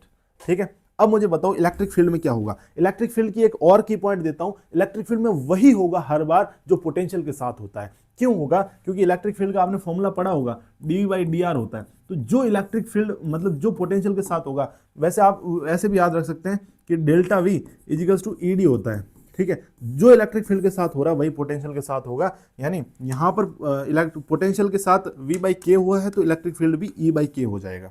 ठीक है, वही फिर एनर्जी को याद करना है, तो एनर्जी में अपन ने तीन फॉर्मूले पढ़े थे, Q square by two C, half C V square और एक क्यू बाई टू। अब मुझे बताओ यहां पर क्या सेम है, क्यू सेम है तो सिर्फ क्यू सेम कर दिया, तो ये वाला फॉर्मूला लगाना। अगर वी सेम होता तो ये वाला लगाता, दोनों सेम होते तब ये वाला लगाता। तो अभी क्यू सेम है तो 1/2c, यानी कि फिर से जो एनर्जी है वो किसके इनवर्सली प्रोपोर्शनल होगी, सी के। तो जो सी के साथ हुआ था, के टाइम्स हुआ था, तो उसका उल्टा ई के साथ होगा। मतलब कि अगर सी के टाइम्स बड़ा है तो जो ये एनर्जी होगी वो के टाइम्स कम हो जाएगी। तो यहाँ पर एनर्जी का फॉर्मूला हो जाएगा यू बाई के। तो शायद आप लोगों को सारी चीज़ें क्लियर हो गई होगी। मैं वापस से आप लोगों को सारी क्वांटिटीज याद दिलाता हूँ। देखो मैंने क्या किया है कि बैटरी को रिमूव करके एक डाइलेक्ट्रिक स्लैब पुट कर दिया है के डाइलेक्ट्रिक कांस्टेंट का। बैटरी रिमूव्ड है, जैसे ही मैंने बोला बैटरी रिमूव्ड है तो मेरे पास क्यू सेम हो गया। ठीक है, अब मैंने क्यू सेम मान लिया, तो सबसे पहली बात क्यू डैश कितना हो गया, क्यू। ठीक है, दूसरी बात मैंने आप लोगों को सी का तो रटवा रखा है, के सी हो गया। तीसरी बात जो पोटेंशियल होगा कितना हो जाएगा, पोटेंशियल। अब देखो Q इजिकल्स टू होता है सी वी, तो V इजिकल्स टू हो गया Q बाई सी, यानी जो C के साथ हुआ उसका उल्टा V के साथ होगा, यानी C K टाइम्स हो गया तो वो K टाइम्स कम हो जाएगा, तो यहाँ पर हो जाएगा V बाई के। चौथा इलेक्ट्रिक फील्ड, इलेक्ट्रिक फील्ड के साथ वही होगा जो E के साथ हुआ है, यानी कि 1/k से मल्टीप्लाई। और पांचवा एनर्जी, एनर्जी का फॉर्मूला अब मतलब जब मुझे क्यू सेम कराना है तो Q square by two C लगाऊंगा। ठीक है, तो क्यू सेम है तो U is inversely proportional to C, तो यानी सी में क्या हुआ था, के सी टाइम्स मल्टीप्लाई हुआ था, तो यहाँ पर 1/k हो जाएगा। तो यानी U dash equals to U into 1/k। ये सब के फॉर्मूले आप लोगों को याद हो गए होंगे। वही मतलब अगर इस तरीके से सोचेंगे तो बहुत आसान पड़ेगा आप लोगों के लिए। अब मैंने बोला बैटरी को मैंने कनेक्टेड ही रख दिया, बैटरी को क्या कर दिया मैंने, कनेक्टेड ही रख दिया। अब बैटरी को अगर मैं कनेक्टेड ही रख दूंगा तो मैंने आपको बोला था अगर मैं बैटरी हटाऊंगा तो क्यू सेम रहेगा, और मैं बैटरी को कनेक्ट कर दूंगा तो वी सेम रहेगा। समझे कि नहीं समझे? अगर मैं बैटरी को हटा देता हूं तो क्यू सेम कर देना है, और बैटरी कनेक्टेड है, बैटरी कनेक्टेड है मतलब वो कैपेसिटर के अलाउंग जो पोटेंशियल है उसको सेम रखेंगे ना यार, इसमें क्या डाउट आ गया? तो यहां पर जो पोटेंशियल है वो सेम रहेगा। अब मुझे बताओ, पोटेंशियल तो साहब V dash equal to V हो गया, मैंने आपको C का तो बता ही रखा था KC होता है, ठीक है। अब आपको Q डैश निकालना है, Q डैश कितना हो जाएगा, Q इक्वल टू होता है CV, यानी कि जो V तो सेम है, जो C के साथ होगा वही Q के साथ होगा, यानी कि ये हो गया KQ, ठीक है। अब मुझे बताओ CV और Q निकल गया, अब इलेक्ट्रिक फील्ड क्या होगा, इलेक्ट्रिक फील्ड के साथ वही होगा जो पोटेंशियल के साथ होगा, पोटेंशियल सेम है तो इलेक्ट्रिक फील्ड भी सेम हो गया, ठीक है। अब मैं बताऊं एनर्जी के बारे में क्या हो गया, एनर्जी, अब मुझे बताओ V सेम है तो Q स्क्वायर बाई 2 से लगाऊं या हाफ CV स्क्वायर लगाऊं, अब V सेम है तो भाई V वाला ही फॉर्मूला लगाऊंगा, तो यहाँ V तो सेम हो गया, तो यानी एनर्जी किसके डायरेक्टली प्रोपोर्शनल होगी, C के, जो C के साथ हुआ वही एनर्जी के साथ होगा, C के साथ KC हुआ, एनर्जी भी KU हो जाएगा। बस पांचों क्वांटिटीज आ गई, कोई डाउट, कोई डाउट नहीं, बस इसी आप अगर सोच सही रखेंगे तो आपको आसानी से सारी चीजें समझ में आ जाएगी। अब देखो, अब मुझे बताओ, एक ये है कि मतलब मैंने सेपरेशन के साथ कुछ गड़बड़ कर दी साहब, जो जैसे ये अपने पास पैरेलल प्लेट कैपेसिटर है, उसके बीच में ये डिस्टेंस डी है, तो मैंने क्या किया कि इस डिस्टेंस को डबल कर दिया, तो क्या क्या चेंजेस आएंगे वो बात करते हैं। डबल की जगह ट्रिपल भी कर सकते हैं या फिर हाफ भी कर सकते हैं, आपको सारी चीज़ों का ध्यान रखना है। लेकिन अभी मैं यहाँ पर जो एग्जाम्पल ले रहा हूँ, डिस्टेंस मैंने कर दिया 2D, ठीक है, यानी 2D डिस्टेंस कर दिया, तो किस किस चीज़ में क्या क्या फर्क आएगा, तो आपको सबसे पहले याद रखनी है कि डिस्टेंस बिटवीन द प्लेट्स के बारे में बात करें जो कि डबल कर दिए। पहला केस देख रहे हैं कि बैटरी कनेक्टेड है और distance between the plates doubled. Battery कैसी है, बैटरी तो कनेक्टेड है, बैटरी तो कनेक्टेड है, डिस्टेंस बिटवीन द प्लेट्स को मैंने डबल कर दिया। अब देखो यहां पर जो ये डिस्टेंस थी इसको डबल कर दिया, तो कैपेसिटेंस के ऊपर क्या फर्क आएगा, कैपेसिटर क्या होता है, C equals to epsilon not A by D. अब मुझे बताओ डिस्टेंस को मैं डबल कर दूंगा, डिस्टेंस और कैपेसिटर इनवर्सली प्रोपोर्शनल है, तो कैपेसिटेंस कितना हो जाएगा, आधा हो जाएगा, तो C नॉट पहले था तो अब हो जाएगा C बाई 2, ठीक है, डिस्टेंस को डबल करने के बाद। पोटेंशियल के अंदर क्या फर्क आएगा, पोटेंशियल के अंदर कोई फर्क नहीं आएगा, क्यों, क्योंकि बैटरी कनेक्टेड है। मैंने आप लोगों को बोला अगर बैटरी कनेक्टेड है तो पोटेंशियल सेम रखना है, और बैटरी डिसकनेक्टेड है तो चार्ज सेम रखना है। बैटरी को मैंने रिमूव कर दिया तो यहां पर मुझे क्यू सेम कर देना है। ये बस की पॉइंट को आपको याद रखना, सारी चीजें सॉल्व हो जाएगी। मैंने बोला पोटेंशियल, बैटरी कनेक्टेड देखा, पोटेंशियल सेम, ठीक है। चार्ज के बारे में बात करूं तो चार्ज Q इजिकल्स टू होता है CV। अब देखो पोटेंशियल तो सेम है, पोटेंशियल क्या है, सेम है, तो मुझे बताओ जो C के साथ होगा वही Q के साथ होगा, यानी C आधा हुआ था तो यहाँ Q भी आधा हो जाएगा। अब मुझे बताओ इलेक्ट्रिक फील्ड के साथ क्या होगा, इलेक्ट्रिक फील्ड के साथ तब तक पोटेंशियल के जैसा होगा जब तक अपना डाइलेक्ट्रिक स्लैब डालेंगे। अगर डिस्टेंस के साथ गड़बड़ करेंगे तो डिस्टेंस के साथ कुछ ना कुछ गड़बड़ होगी ही होगी। तो अब इलेक्ट्रिक फील्ड को आप कैसे निकालेंगे, dv बाई डी आर से, तो इलेक्ट्रिक फील्ड यहाँ E नॉट था तो अब हो जाएगा E नॉट बाई 2, ठीक है। वही एनर्जी की बात करूं तो एनर्जी में फिर से V सेम है तो हाफ QV वाला फॉर्मूला लगा दो, तो यहाँ पर एनर्जी भाई अगर V सेम है तो हाफ QV वाला फॉर्मूला लगाओ, तो यानी कि V सेम है तो जो चार्ज के साथ होगा वही तो उसके साथ हो जाएगा। या फिर आप ऐसा भी तो कर सकते हो ना कि जैसे V सेम है तो आप हाफ CV स्क्वायर लगा दो, ठीक है, तो यहाँ से जो कैपेसिटर के साथ हुआ वही इलेक्ट्रिक उसके साथ होगा, मतलब एनर्जी के साथ होगा, तो कैपेसिटर के साथ क्या हुआ था, आधा हो गया तो एनर्जी भी आधी हो जाएगी, ठीक है। बाकी फोर्स होता है QE, जो Q के साथ होगा वही फोर्स के साथ हो जाएगा। तो इस तरीके से आप ध्यान रखें, ये वाला आप खुद से एनालाइज करेंगे, 3 केस मैंने बता दिए, चौथा केस आप खुद एनालाइज करेंगे। नेक्स्ट बात करते हैं डाइलेक्ट्रिक इनकैपेसिटर, ठीक है। अब मैंने बोला था कि पैरेलल प्लेट के बीच में मैं डाइलेक्ट्रिक स्लैब डाल रहा हूं, ठीक है, मैंने यही बोला आपको कि मैं डाइलेक्ट्रिक स्लैब डाल रहा हूं, मतलब कैपेसिटर के बीच में, पैरेलल प्लेट्स के प्लेट्स के बीच में मैंने डाइलेक्ट्रिक स्लैब डाला। अब मैं क्या कर रहा हूं, मैं कर रहा हूं कुचमादी। कुचमादी मतलब पहले पूरा डाइलेक्ट्रिक स्लैब डाला, अब थोड़ा सा डाल दिया और बाकी खाली जगह रख दी, और इसमें मैंने 3 तरीके के स्लैब डाल दी। तो तीनों केसेज में कैपेसिटेंस के ऊपर क्या फर्क पड़ेगा वो बात करते हैं। देखो अगर मैंने पूरा का पूरा डाइलेक्ट्रिक स्लैब डाल दिया, मैंने क्या किया, मैंने पूरा का पूरा डाइलेक्ट्रिक स्लैब डाल दिया, देखो तो मैंने कैपेसिटेंस कितना था, KC हो जाता। ये तो अपन ने पढ़ते ही आ रहे हैं कि अगर मैं पूरा का पूरा डाइलेक्ट्रिक स्लैब डाल दूंगा तो कैपेसिटेंस कितना हो जाएगा, KC हो जाएगा। तो पहले कितना था, epsilon not A by D था, अब हो जाएगा K into epsilon not A by D, यानी मैं कह दूं KC हो जाएगा। लेकिन मैंने क्या किया कि इतनी जगह खाली छोड़ दी, सिर्फ टी वाइडर का ही, मतलब बस इतना ही चौड़ा मैंने क्या किया, डाइलेक्ट्रिक स्लैब को इंसर्ट किया। इस केस में खाली जगह कितनी रह गई, मुझे ये बताओ, खाली जगह रह गई D माइनस टी। भाई टोटल D थी और T में मैंने क्या कर दिया, डाइलेक्ट्रिक स्लैब रख दिया, तो D माइनस टी खाली जगह रह गई। अब जो कैपेसिटेंस का फॉर्मूला कितना क्या होता है, कैपेसिटेंस का फॉर्मूला होता है epsilon naught A by D.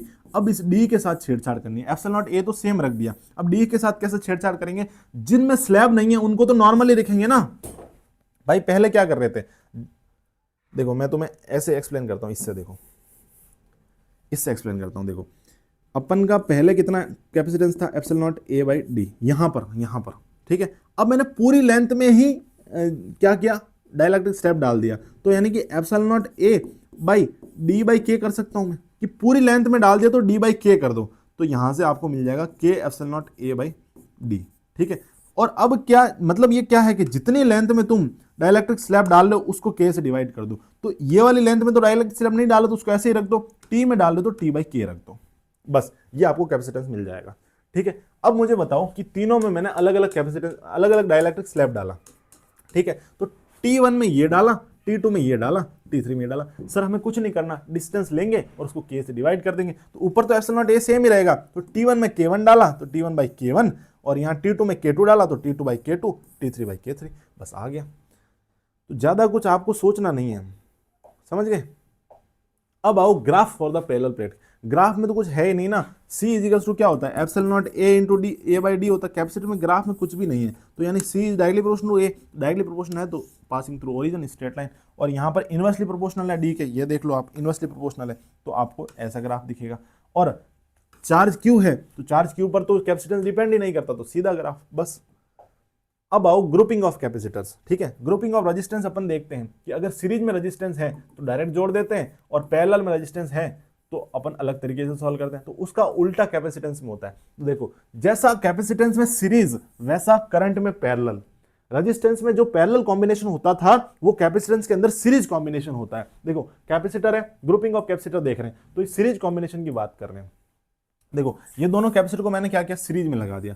Series में क्या सेम होता है, सीरीज में रेजिस्टेंस के अंदर क्या सेम होता था, करंट सेम होता था। यहां पर क्या होगा, कैपेसिटर के केस में चार्ज सेम होगा। वही पैरेलल में वहां पर क्या सेम होता था, वी सेम होता था, यहां पर भी वी सेम होगा, बस दैट्स इट, ठीक है। तो मुझे एक बात बताओ, करंट यहां पर सीरीज है, सीरीज में क्यू सेम होगा, और कैपेसिटर C1 और C2 है, तो यहां पर जो C इक्विवेलेंट होगा भाई, यहां पर जो C इक्विवेलेंट यानी जो कैपेसिटर के सीरीज में होता है वो रेजिस्टेंस के पैरेलल में होता है। रेजिस्टेंस के पैरेलल में क्या होता था, R1 R2 by R1 plus R2, या फिर 1 by R equivalent equals to 1 by R1 plus 1 by R2, तो यहां पर वही हो जाएगा 1 by C equivalent equals to 1 by C1 plus 1 by C2, ठीक है। और अगर दो कैपेसिटर है, ये तो आगे आगे बढ़ता जाएगा, अगर दो कैपेसिटर है तो उसको ऐसे लिख सकते हैं C1 C2 upon C1 plus C2, जैसे R1 R2 upon R1 plus R2 लिखते थे। यहां तक समझ में आया। और जो टोटल पोटेंशियल होगा वो जितने भी कैपेसिटर हैं उन सबको जोड़ के जो पोटेंशियल आएगा वही आ जाएगा। लेकिन याद रखना कि यहाँ पर सारे कैपेसिटर के ऊपर पोटेंशियल सेम नहीं होता है, चार्ज सेम होता है, ठीक है। अब मुझे एक बात बताओ कि अगर मैं n कैपेसिटर को सीरीज में लगा दूंगा, मुझे बताओ, मैंने वहां पे आपको सिखाया था कि मैं n रेजिस्टेंसेज को पैरेलल में लगाता हूं तो मेरे पास रेजिस्टेंस R इक्विवेलेंट कितना आ रहा था, R बाई n आ रहा था। वही मैं अगर n कैपेसिटर को सीरीज में लगा दूंगा तो मेरे पास जो कैपेसिटेंस आएगा वो C बाई एन आ जाएगा। मतलब आप लोगों ने देखा होगा, मैंने कहा था अगर मैं 4 ओम के 4 रेजिस्टेंस लगाऊं तो R इक्विवेलेंट कितना हो रहा था, 4 बाई 4 1, मतलब मैं n से डिवाइड कर रहा था। और मैंने बोला था कि 2 ओम और 2 ओम, 2 ओम 2 ओम, तो इन दोनों को मैं करूंगा तो क्या होगा, तो इन दोनों का इक्विवेलेंट कितना हो जाएगा, 1 ओम। क्यों, क्योंकि टोटल R कितना हो जाएगा, मतलब R equivalent equals to R by N हो जाएगा, तो R तो हो गया 2 और n हो गया 2, तो 1 ओम। तो ऐसे आपको याद रखना, तो यही कैपेसिटर के केस में हो जाएगा C बाई एन। तो अगर n कैपेसिटर सीरीज में लगे हुए हैं सेम कैपेसिटेंस के, तब जो R इक्विवेलेंट होता है वो C बाई एन होता है। यहां तक बात क्लियर। अब इधर आओ, देखो ये वाला देखो वोल्टेज डिवाइडर रूल। देखो अब रेजिस्टेंस के अंदर क्या करते थे कि जैसे पैरेलल के अंदर दो रेजिस्टेंस लगे हुए, तो इनमें वोल्टेज को डिवाइड कैसे करते थे भाई, इनमें क्या होता, V इक्वल्स टू IR होता था, ठीक है। तो अब जिस पैरेलल है, पैरेलल में V तो सेम है, तो I को कैसे डिवाइड करते थे, R के 1 बाई R के इनवर्सली प्रोपोर्शनल हो जाता था। तो जो I डिवाइड होता था वो होता था I1 equals to R2 upon R1 into I total current. इस तरीके से डिवाइड करते, मतलब कि करंट को रेजिस्टेंस के उल्टे रेशियो में बांटते थे। यही वो काम यहां करेंगे वोल्टेज के साथ, वोल्टेज को कैपेसिटेंस के उल्टे रेशियो में बांटेंगे। उल्टे रेशियो में कैसे, यहां पर V1 है तो यहां पर C2 आएगा ऊपर, यहां V2 है तो ऊपर C1 आएगा। ठीक है, वैसे आप डायरेक्टली भी रेशियो डिवाइड कर सकते हैं, अभी अपन आगे देखेंगे, लेकिन अगर आप ऐसे फॉर्मूला से करना चाहें तो इस तरीके से कर सकते हैं। नेक्स्ट अपन बढ़ते हैं पैरेलल कॉम्बिनेशन के बारे में। पैरेलल में तो कुछ नहीं करना, डायरेक्ट जोड़ना है C1 C2 C3, जैसा सीरीज कॉम्बिनेशन ऑफ रेजिस्टेंस में करते थे। सी इक्वलेंट यहाँ पर आपको NC मिल जाएगा अगर सारे C बराबर हैं, ठीक है, और N लगे हुए हैं सीरीज मतलब पैरेलल के अंदर, N कैपेसिटर पैरेलल के अंदर लगे हुए हैं C कैपेसिटर के, तो आपको जो C इक्वलेंट मिलेगा वो NC मिल जाएगा। नेक्स्ट अपन बात करते हैं charge divider rule. Charge divider rule क्या कहता है? देखो, मैंने बोला दो कैपेसिटर को मैंने पैरेलल में लगाया, ठीक है, मैं दो रेजिस्टेंस को जब सीरीज में लगाता था, तो V equals to I R हो जाता था। तो I तो सेम है, तो V is directly equals to R, मतलब जो पोटेंशियल को बांटता था रेजिस्टेंस के इक्वल रेशियो में बांटता था, यानी V1 बाई V2 जो होता था वो R1 बाई R2 होता था, ठीक है। वहीं मैं बात करूं अब यहाँ पर पोटेंशियल तो सेम है, ठीक है, यहाँ पर चार्ज अलग है, ये Q1 और ये Q2। अब चार्ज को कैसे बांटूंगा? Q इक्वल्स टू CV होता है, ठीक है। अब पोटेंशियल तो सेम है, चार्ज को बांटूंगा कैपेसिटर के रेशियो में, तो Q1 by Q2 equals to C1 by C2, यानी चार्ज हमेशा कैपेसिटर के रेशियो में बटेगा। तो या तो आप ऐसे लिख सकते हैं या फिर आप ऐसे भी लिख सकते हैं कि ऊपर जो आएगा वही ऊपर आएगा, तो इस तरीके से डिवाइड कर सकते हैं, क्योंकि Q is directly proportional to C है। ये रेजिस्टेंस वाले की कहानी है, अरे थोड़ा सा समझ लो। अब व्हीटस्टोन ब्रिज की कहानी सुनते हैं। व्हीटस्टोन ब्रिज मैंने बोला था रेजिस्टेंस के केस में, मैं सारा रेजिस्टेंस से कंपेयर करके पढ़ा रहा हूँ क्योंकि वहां से थोड़ा आसान पड़ेगा। रेजिस्टेंस के केस में क्या होता था व्हीटस्टोन ब्रिज का, कि जैसे इन दोनों पॉइंट्स के बीच में निकालना है, ए और बी पॉइंट के बीच, ये हो गया नहीं, मान लो ये P है और ये Q है, और ये A है और ये B है, और यहाँ बीच में एक रेजिस्टेंस लगा हुआ था R R R R R। मेरा कहने का मतलब था कि इन दोनों का रेशियो और इन दोनों का रेशियो अगर बराबर हो जाए तो इस R का कोई मतलब नहीं है, डायरेक्ट काट देते हैं। ये V और A और VB सेम हो जाते हैं, ठीक है, यानी VA इक्वल्स टू VB, ये व्हीटस्टोन ब्रिज की कंडीशन होती है। वही मैं बात करूँ यहाँ की, यहाँ पर VA और VB दोनों सेम हो जाएंगे, VA इक्वल्स टू VB, और ये C1 अपॉन C3 होना चाहिए, C2 अपॉन C4 होना चाहिए, दोनों बराबर। तो जैसा रेजिस्टेंस में था सेम व्हीटस्टोन ब्रिज कैसा होता है इसके अंदर भी होता है। इसके ऊपर क्वेश्चन भी करेंगे लास्ट में। अब अपन बात करते हैं कि मैं अगर दो चार्ज कैपेसिटर को कनेक्ट कर दूं तब क्या होगा। दो चार्ज कैपेसिटर को अब मैं कनेक्ट कर रहा हूं, अगर मैं दो चार्ज कैपेसिटर को कनेक्ट करता हूं तो किस तरीके से बिहेव करते हैं। देखो, अपन दो तरीके से कनेक्ट कर सकते हैं। देखो, मैं अगर जैसे ये एक चार्ज कैपेसिटर है, चार्ज इसके ऊपर Q हो गया, और ये चार्ज कैपेसिटर है, ठीक है, और ये दोनों चार्ज कैपेसिटर को अगर मैं कनेक्ट करूंगा तो दो तरीके से कनेक्ट कर सकता हूँ, या तो इस प्लस को इस प्लस से कनेक्ट करूँ, या फिर इस प्लस को इस नेगेटिव से कनेक्ट कर दो, मतलब उल्टा कनेक्ट कर दो, ठीक है, इस तरीके से कनेक्ट करता हूँ। यानी दो केसेस मेरे पास बनेंगे। पहला केस क्या बनेगा? पहला केस बनेगा, इसके अंदर सिर्फ दो फॉर्मूले आपको याद रखने हैं, दैट्स इट। एक तो क्या जो अपना कॉमन पोटेंशियल आता है उसका, और एक एनर्जी लॉस का, बस इतना सा आपके काम की चीज़ है, उतनी ही मैं बता रहा हूँ। पूरे चैप्टर में, चैप्टर खत्म होने वाला, आप लोगों को पता भी नहीं चला होगा, पूरे चैप्टर में मैंने बस यही किया है कि आपको डायरेक्ट फॉर्मूला सिखाया है, कंसेप्ट सिखाया है, दैट्स इट। उससे सारे क्वेश्चन हो जाएंगे आपका, आप जाके देखना, बिल्कुल आपको इजी तरीके से पढ़ा है एकदम। देखो, मैंने क्या किया कि दो चार्ज कैपेसिटर को कनेक्ट किया है, तो सबसे पहले मैं सेम पोलैरिटी को कनेक्ट करूंगा। जैसे इस प्लस को मैंने इस प्लस से कनेक्ट किया है, अब क्या होगा कि अब ये जो पोटेंशियल है ये दोनों न्यूट्रलाइज होकर कॉमन पोटेंशियल बनेगा मेरे पास, क्योंकि एक ही उसमें सर्किट में दो पोटेंशियल कैसे रहेंगे, तो इसलिए इसका कॉमन पोटेंशियल मेरे पास बनेगा। तो कॉमन पोटेंशियल जो होगा, देखो ये जो कैपेसिटर था, ये जब इंडिविजुअल था तब इसका C1 V1 था, ठीक है, इसका पोटेंशियल V1 था। ये जब इंडिविजुअल था तो इसका कैपेसिटेंस C2 था और इसका पोटेंशियल V2 था। अब मैंने इन दोनों को ज्वाइन कर दिया सेम पोलैरिटी से। जब मैंने सेम पोलैरिटी से ज्वाइन कर दिया तो पोटेंशियल तो उनका V हो जाएगा कॉमन, ठीक है, और यहाँ पर ये कैपेसिटेंस तो भाई कैपेसिटर की प्रॉपर्टी है, तो ये तो C1 रहेगा और ये C2 रहेगा, समझ गए। तो मेरे पास जो कॉमन पोटेंशियल आएगा उसकी वैल्यू आएगी C1 V1 plus C2 V2 upon C1 plus C2। बस इतना सा याद रखना इस फॉर्मूले को, C1 V1 plus C2 V2 upon C1 plus C2। अब इसमें एक एनर्जी लॉस का फॉर्मूला आता है कि इसके पास कुछ इनिशियल एनर्जी होगी। देखो, ये जब दोनों इंडिविजुअल कैपेसिटर थे तब इनके पास कुछ खुद की एनर्जी थी, लेकिन जब मैंने इन दोनों को कनेक्ट कर दिया तब कुछ एनर्जी लॉस होती है और फिर फाइनल एनर्जी बनती है। भाई इनिशियल एनर्जी इतनी थी, इससे कोई मतलब नहीं है, फाइनल एनर्जी इतनी थी, इससे कोई मतलब नहीं है। हमें मतलब है कि एनर्जी का लॉस कितना हुआ। तो जो एनर्जी का लॉस होता है उसका फॉर्मूला आता है C1 C2 upon 2 C1 plus C2 V1 minus V2 का होल स्क्वायर। ये फॉर्मूला आपको रटा हुआ होना चाहिए।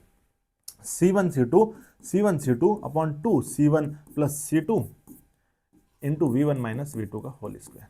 ठीक है, अब मेरे को एक बात बताओ कि अपन ने क्या पढ़ा कि अपन क्या कर रहे हैं कि दो चार्ज कैपेसिटर को कनेक्ट कर रहे हैं। ठीक है, पहला सेम पोलरिटी से कनेक्ट करते हैं केस 1। जब भी मैं सेम पोलरिटी से कनेक्ट करूंगा तब मेरे पास जो कॉमन पोटेंशियल निकलेगा वो निकलेगा C1V1 plus C2V2 upon C1 plus C2। अब साहब कुछ इनिशियल एनर्जी इसकी रही होगी जब ज्वाइन नहीं किया उससे पहले, और जब ज्वाइन कर दिया कुछ हीट लॉस होके मेरे पास फाइनल एनर्जी रही होगी। अब भाई साहब फाइनल एनर्जी कुछ भी हो, इनिशियल एनर्जी कुछ भी हो, मेरे पास एनर्जी का लॉस कितना हुआ, हीट लॉस कितना हुआ, उसके ऊपर ही सवाल आते हैं। वही अपने काम का है, एनर्जी का लॉस होगा वो हो जाएगा C1C2 यहां से देख सकते हो C1C2 upon 2 C1 plus C2 V1 का स्क्वायर माइनस V2 का होल स्क्वायर, सॉरी V2 का स्क्वायर। ये अपने पास एनर्जी का लॉस हो गया। अब देखो मैंने अगर ऑपोजिट पोलरिटी को कनेक्ट कर दिया, मतलब इस प्लस को माइनस से और इस प्लस को माइनस से अगर ऐसे कनेक्ट कर दूंगा तो जो कॉमन पोटेंशियल आएगा उसमें कुछ नहीं होगा, एक माइनस लग जाएगा बस।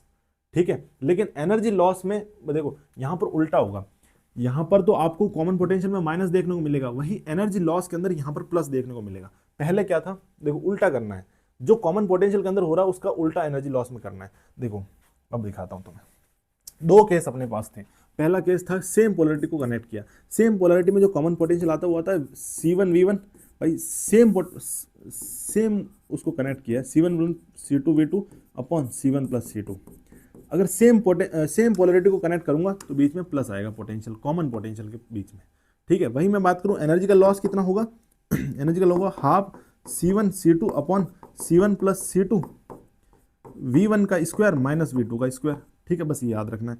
अब यहां जो साइन होगा उसका उल्टा यहां होगा। अब मुझे बताओ अगर मैंने ऑपोजिट पोलरिटी की बैटरी कनेक्ट किया, जो कॉमन पोटेंशियल कितना होगा C1V1 minus C2V2 upon C1 plus C2 upon C1 plus C2। अब मुझे बताओ जो एनर्जी का लॉस होगा वो कितना, half C1 C2 upon C1 plus C2, और यहां पर आपको मिलेगा V1 का स्क्वायर प्लस V2 का स्क्वायर, यानी कि जो यहां होगा उसका उल्टा यहां होगा। बाकी फॉर्मूला पूरा सेम है। ये आप लोगों को भाई साहब बहुत कंफ्यूजिंग टॉपिक है, बहुत लंबा खिंचता है ये लॉन्ग लेक्चर्स में, लेकिन यहाँ पर आपको जितनी जरूरत है उतना मैंने आपको याद करवा दिया। ये फॉर्मूला पुट करना, आपको आंसर मिल जाएगा। कैपेसिटर से एक या दो क्वेश्चन आएंगे, इससे बाहर नहीं जाएंगे। जो लेक्चर मैंने पढ़ाया यहाँ पर आप लोग देखेंगे कि आपकी थ्योरेटिकल पूरा का पूरा थ्योरी जो है खत्म हो गई है, कंप्लीट थ्योरी, और आप लोग देखेंगे नहीं कि कुछ भी मैंने मिस किया है। 1 घंटे का लेक्चर हुआ है और पूरी की पूरी थ्योरी आपकी खत्म हो चुकी है ना, इसमें एक भी पॉइंट मैंने मिस नहीं किया। अब कुछ थ्योरेटिकल क्वेश्चन करेंगे, कुछ न्यूमेरिकल क्वेश्चन करेंगे, और इसके बाद आपको कुछ नहीं करना, बस PYQ लगा लेने जाके, और आपका कैपेसिटर डन आज का आज। ठीक है, आओ कुछ क्वेश्चन करवा देता हूं। ये कह रहा है कैपेसिटेंस है C और उसका चार्ज Q है, तो नेट चार्ज ऑन कैपेसिटर कितना होगा। भाई साहब Q है तो नेट चार्ज Q ही होएगा। ठीक है, तो नेट चार्ज यहाँ पर पॉजिटिव है तो पॉजिटिव हो जाएगा। अरे महामूर्ख, मैंने क्या बोला था कि कोई भी कैपेसिटर होता है उसके ऊपर नेट चार्ज हमेशा 0 होता है, तो यहाँ पर ये आंसर नहीं होगा, यहाँ पर होगा 0 आंसर। समझ गए, बिल्कुल समझ गए सर। आप लोग आगे वाला क्वेश्चन करवा दो, बिल्कुल करवा देते हैं। यहाँ पर आप लोग देखेंगे तो ये क्वेश्चन आप देखेंगे तो आपको पता चलेगा कि यहाँ से आपने देखा था एक फॉर्मूला Q इजिकल्स टू होता है CV, तो C क्या हो जाएगा Q बाई V, यानी ये अगर मैं QV ग्राफ बनाऊंगा तो मेरे पास जो स्लोप आएगा वो C आएगा।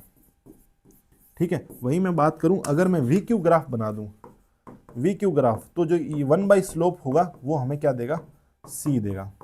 ठीक है, तो यानी कि ये कौन सा ग्राफ है, ये VQ ग्राफ है। ये कौन सा ग्राफ है, ये VQ ग्राफ है। तो इसका 1 स्लोप हमें क्या देगा, कैपेसिटेंस देगा, यानी जिसका स्लोप ज्यादा उसका कैपेसिटेंस कम, यानी B का स्लोप ज्यादा तो B का कैपेसिटेंस कम, तो ये आंसर हो जाएगा।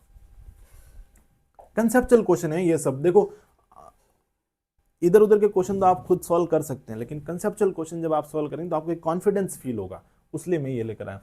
ये कह रहा है कि 2x10, आप क्या करें, पहले वीडियो को पॉज करें फिर क्वेश्चन सॉल्व करें। ठीक है, उसके बाद आंसर देखें, सॉल्यूशन देखें। अब ये कह रहा है कि पोटेंशियल मैंने दे दिया V इक्वल्स टू 10 वोल्ट। ठीक है, आप लोगों को जब भी फिजिक्स में क्वेश्चन सॉल्व करना, सबसे पहले आप इन्फॉर्मेशन क्या दे रखी है वो लिख लो। यहाँ पर नंबर ऑफ इलेक्ट्रॉन 2 × 10⁻16 दे रखा है। ठीक है, अब मुझे बताओ कि यार कैपेसिटेंस निकालना है। ठीक है, कैपेसिटेंस पूछे तो कैपेसिटेंस का फॉर्मूला क्या होता है, Q बाई V। साहब इसमें तो कुछ समझ में नहीं आ रहा, कैसे नहीं समझ में आ रहा। N अपने को दे रखा है, NE होता है Q, तो Q equals to NE by V कर लो। तो यहाँ से NE तुम करो 2 × 10⁻16 इंटू 1.6 इंटू 10⁻⁻19 अपॉन वी कितना दे रखा है 10 दे रखा है, तो यही आप कर लोगे तो ये हो जाएगा 2 इंटू 1.6 3.2 और ये हो जाएगा ऊपर जाके 10 into 10⁻⁻4।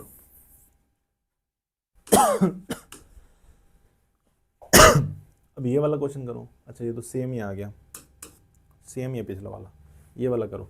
To increase the charge on plate of capacitor, अगर अपने को कैपेसिटर की प्लेट्स के ऊपर चार्ज बढ़ाना, तो सबसे पहली लाइन मैंने कैपेसिटेंस के अंदर क्या पढ़ाई थी, Q is equal to V। तो अगर मुझे चार्ज बढ़ाना तो पोटेंशियल को बढ़ाना पड़ेगा, तो यानी इंक्रीजेज द कैपेसिटेंस। कैपेसिटेंस को इंक्रीज करके चार्ज के ऊपर कोई फर्क नहीं पड़ेगा। मैंने आप लोगों को बोला कैपेसिटेंस तो चार्ज के ऊपर डिपेंड ही नहीं करता, तो ये तो गलत ही हो गया। ठीक है, कैपेसिटेंस के ऊपर तो कोई छेड़छाड़ मत करो, तो अपने को पोटेंशियल डिफरेंस के साथ ही छेड़छाड़ करनी है। तो चार्ज बढ़ाना है तो पोटेंशियल डिफरेंस को बढ़ाओ। ठीक है, अब ये वाला क्वेश्चन करो। अब इसमें कुछ नहीं है, डायरेक्ट फॉर्मूला है। मैंने आपको क्या बोला था, C है तो C 1/n1/3C हो जाएगा, n1/3C हो जाएगा, और अगर V है तो हो जाएगा n2/3V। ठीक है, और n की वैल्यू कितनी दे रखी है, 2 ड्रॉप मिलके एक बड़ी ड्रॉप बना रही है, तो n की वैल्यू 2 हो गई, तो 2 1/3C और V 2/3C। ये हो गया आंसर। बहुत आसान आसान से सवाल आते हैं, आप लोग देख सकते हैं। ये दोनों क्वेश्चन करो आप लोग, अच्छे क्वेश्चन भी अभी मिलेंगे आपको। ये कह रहा है कि एक कैपेसिटर C है, चार्ज Q, स्टोर्ड एनर्जी इसने W दे रखी है। अगर चार्ज को मैंने 2Q कर दिया तो what about the stored energy, अगर मैंने चार्ज को 2 गुना कर दिया तो स्टोर्ड एनर्जी पे क्या फर्क पड़ेगा बताओ। कैपेसिटेंस C ही रखना है, तो Q²/2C होता है एनर्जी। ठीक है, अब मैंने चार्ज को, कैपेसिटेंस तो सेम है, 2 सेम हो गया, तो चार्ज को मैंने क्या कर दिया, डबल कर दिया। चार्ज को डबल करूंगा तो एनर्जी कितना हो जाएगा, 4 टाइम्स 4W हो जाएगा आंसर। ठीक है, अभी कह रहा if distance between the plates is D, potential difference V, what is the energy density. Energy density का फॉर्मूला क्या बताया था मैंने, हाफ E0 E²। मैंने एक ही फॉर्मूला एनर्जी डेंसिटी में याद रखने के लिए बोला था, इसलिए बोला था क्योंकि इसी पे ही मेनली क्वेश्चन पूछे जाते हैं। और E को मैंने बोला था V equals to emergency department ED। V equals to क्या होता है, ED होता है, तो यहाँ से E की वैल्यू क्या आ गई, V² V/D। ठीक है, तो E को V/D लिख दो, तो यहाँ से मिल जाएगा हाफ ε0 V²/D²।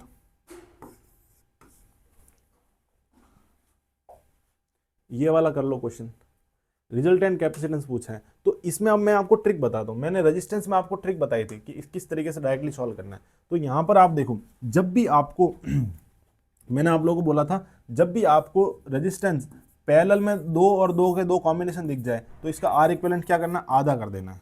ठीक है, वही मैंने बोला था, अगर 4 है और ये 4 है तो इसका R इक्विवेलेंट कितना हो जाएगा, आधा हो जाता है। ठीक है, वही मैंने बोला था। तो यहाँ पर वो काम सीरीज के लिए होगा, तो यहाँ पैरेलल में आप लोग देखें तो C और C को जोड़ा तो 2C।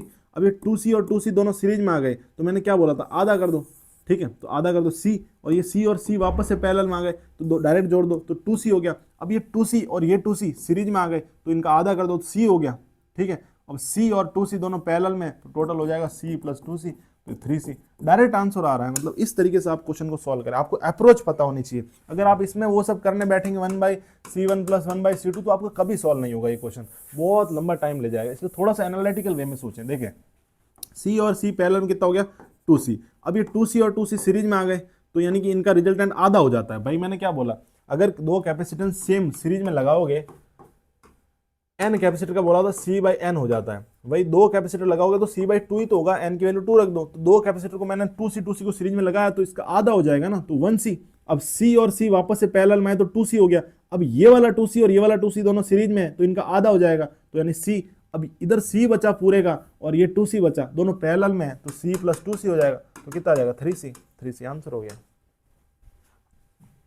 अब ये वाला क्वेश्चन करो, जब भी ये आपको प्लेट्स वाला क्वेश्चन दिखे तो आप सीधा एक A पॉइंट बना लो, एक B पॉइंट बना लो। ठीक है, अब आपको क्या करना है, A पॉइंट से निकला। ठीक है, आप इसको प्लेट्स को नंबर दे दो, 1 2 3 और 4 प्लेट्स। ठीक है, 1 से निकली 1 प्लेट। ठीक है, फिर B से निकली दूसरी प्लेट। फिर आप लोग देखो कि A से निकली चौथी प्लेट, A से निकली चौथी प्लेट, B से निकली तीसरी प्लेट।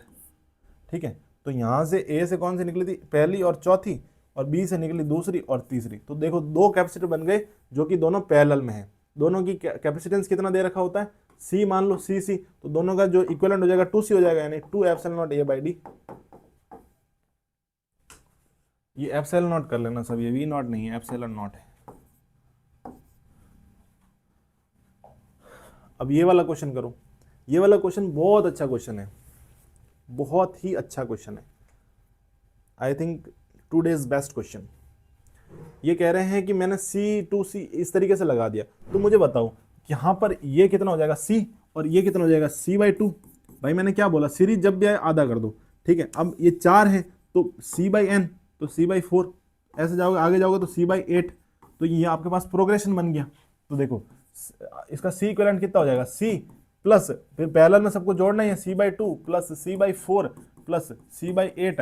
जब भी ऐसा प्रोग्रेशन आए तो उसका जो रिजल्टेंट होता है वो रिजल्टेंट क्या होता है, ए अपॉन 1 माइनस आर। ए क्या है इनिशियल वैल्यू, आर क्या है डिफरेंस, तो इनिशियल वैल्यू कितनी हो गई सी, और डिफरेंस कितना हो गया आर हो जाएगा। भाई सेकंड वैल्यू माइनस 1 वैल्यू, यही तो डिफरेंस है, तो सी बाई 2 माइनस सी करेंगे तो आप लोग देखो आपको मिल जाएगा 1 बाई 2, यानी सी बाई 2 मिल जाएगा। नहीं, डिवाइड करना होता है, आर के लिए डिवाइड करना होता है second value upon first value, ठीक है। तो आपको 1 बाई 2 मिल गया आर, तो यहाँ पर आपको मिल जाएगा इनिशियल वैल्यू सी मिल गई माइनस 1 अपॉन 1 बाई 2, तो यहाँ से जो इक्विवेलेंट मिलेगा वो 2c मिलेगा, ठीक है। आपको 2c मिल गया, तो 2c है, तो टोटल मुझे बताओ if each capacitor are 2 microfarad then parallel potential difference. तो आप लोग जब कैलकुलेट करेंगे तो आपको क्या इसका टोटल कैपेसिटेंस 1 माइक्रोफैराड मिलेगा, नहीं, इसका जो एक कैपेसिटेंस 2 माइक्रोफैराड दे रखा है, तो मुझे बताओ वहां अपना क्या मिला 2c मिला, तो यहाँ पर टोटल जो सी इक्विवेलेंट कितना हो जाएगा 2 इंटू 2 माइक्रोफैराड, तो यानी 4 माइक्रोफैराड हो जाएगा। अब मुझे बताओ तो क्या टोटल कैपेसिटेंस कितना है 1 माइक्रोफैराड हो, तो गलत हो गया। Charge on each capacitor will be same, कभी नहीं हो सकता, पैरेलल कॉम्बिनेशन है, ठीक है। Charge on the capacitor in the first row is less than, नहीं भाई गलत। तो energy of all the capacitor is, energy पूछा है तो एनर्जी निकाल लेते हैं। तो एनर्जी का कितना होता है फॉर्मूला, अपने पास V दिया हुआ है और C इक्विवेलेंट हमने निकाल लिया, तो एनर्जी निकाल लेंगे। तो एनर्जी निकाल लो half C V square, half into C कितना है 4 माइक्रोफैराड, ठीक है। 4 माइक्रोफैराड यानी 10 raise to power minus 6 into V कितना हो गया 10, 10 का स्क्वायर 100, तो यानी यहां से मिल जाएगा 2 इंटू 10 रेज़ टू पावर, ई कैसे हो गया,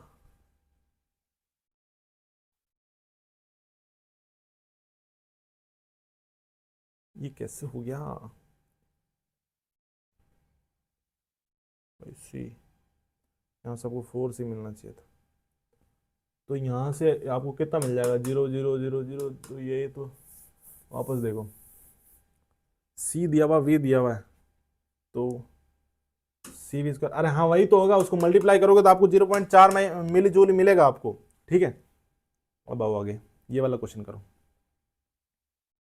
ये कह रहा है in the figure shown the effective capacitance between the points A and B, each capacitance is C. ये कह रहा है कि अगर मैंने इसको सी माना सी माना सी माना सी माना सी माना तो इसका इफेक्टिव कैपेसिटेंस कितना होगा। तो सीधी सी बात है, व्हीटस्टोन ब्रिज हो गया, ये हटा दो तो ये हो जाएगा अपना c/2, ये c/2 दोनों को जोड़ेंगे तो आंसर आ गया सी। मूर्खों ये गलत है, ये कभी भी व्हीटस्टोन ब्रिज नहीं हो सकता। व्हीटस्टोन ब्रिज क्यों नहीं हो सकता मैं तुम्हें बताता हूं, ये व्हीटस्टोन ब्रिज क्यों नहीं हो सकता। व्हीटस्टोन ब्रिज तब होता जब ये ए और ये बी यहां पर होते और इन दोनों का पोटेंशियल सेम होता, तब ये कटता। तो अभी ये नहीं कटेगा, तो अपने पास टोटल कितनी ब्रांच हो गई, 3 ब्रांच हो गई। तो ये c/2, ये c और c सीरीज में तो इनका c/2 हो गया, ये c और c सीरीज में इनका c/2 हो गया। अब c/2 और c/2 को जोड़ेंगे तो कितना आएगा c, और इस c और c को जोड़ेंगे तो 2c, बस that's it. Thank you guys, बहुत बहुत धन्यवाद आप लोगों का आखिरी तक बने रहने के लिए। बहुत मजा आया लेक्चर में, सारे फॉर्मूलेज लगभग काफी क्वेश्चन भी मैंने करा दिए। अब आपको सिर्फ और सिर्फ जाकर के इनके PYQ सॉल्व कर लेना है, दैट्स इट। बस PYQ कर लीजिए, आपका एक क्वेश्चन आएगा कैपेसिटर का, सॉल्व हो जाएगा। ठीक है गाइस, थैंक यू आखिर तक बने रहने के लिए। चैनल को सब्सक्राइब कर दीजिए, और भी ऐसी बहुत सारी वीडियोस आपके पास आने वाली है। इसके नोट्स चाहिए तो डिस्क्रिप्शन के अंदर लिंक है टेलीग्राम का, आप टेलीग्राम चैनल ज्वाइन कर लीजिए। ठीक है, that's it from my side, thank you guys, thank you so much.